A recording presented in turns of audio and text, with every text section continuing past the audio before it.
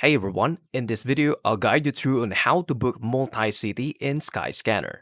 First, go to their official website, and from this page, all you need to do is to select a specific location where you want to start your flight. And under the departure, click on multi-city search. From here, select a specific first departure. I'm gonna type here, New York, and then select a specific date. Now, on to the second city is type the last city that you have departed on and choose a specific location where you want to depart again. Select a specific depart date, and then after that, modify this by selecting what kind of cabin class you want, the number of adults, the children, including their age. You can also add another flight onto the multi-city flights. Now after that, click on search. Wait for it to load, and you'll find different kind of places, including their prices, the date, and the time of departure. You can choose the cheapest one or the fastest one.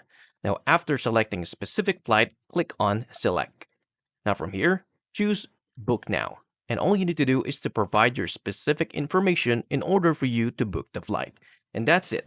That's how to multi-city booking on Skyscanner. And that's it. If you find this video helpful, please like, subscribe, and I'll see you into the next one. Thank you for watching.